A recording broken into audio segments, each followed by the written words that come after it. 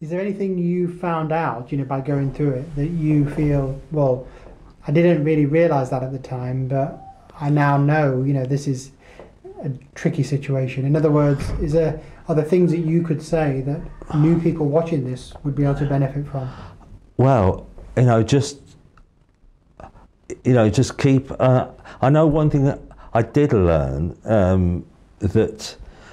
Again, this was after I was ill and during I was having the chemotherapy, was that I kept a diary by the side of my bed, and every symptom I had during the day, I wrote down, and if it repeated, then I could tell the district nurse who were coming to see me every week, and I could tell them, and I think that helped. Yes. And and so when I went to see my consultant, a couple of weeks later, I could tell him what had happened, where I got the pain, and he could, because he told me about this thing, it will either last for 6 months or you'll always have it, and at the moment I've always had it, but obviously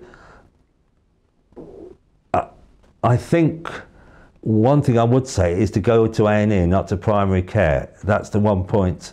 If you have a problem that's quite serious. Yes, go to A&E.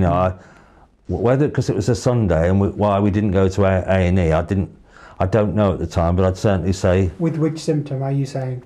With this pain I had, Yes. Early, when I went to see them, and the hiccups, With the initial symptoms. With the initial symptoms, I wish I'd, gone to A&E. Yeah, it is an option if the things are really pressing and you feel they're very severe. Yeah, well, I've got another story about that, but I'll tell you about that later. Okay.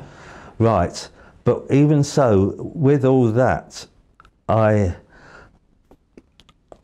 the chemotherapy, this was October, November, the beginning of December, I had to go in for a week, because I suddenly got ill, and apparently I was dehydrated.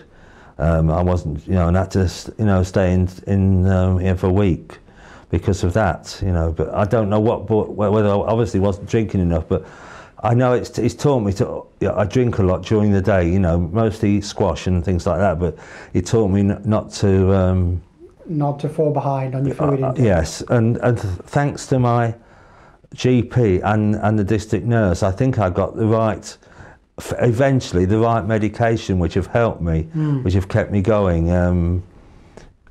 Various things to help me sleep, and a particular drug called cyclazine, which stops me being sick. Because sometimes, obviously with a bit colon, I possibly do eat too much, but I try not to. But it stops me being sick, and I've only been sick 3 times in the last 6 years. And that's helped, and a medication for helping with my pain, which I get.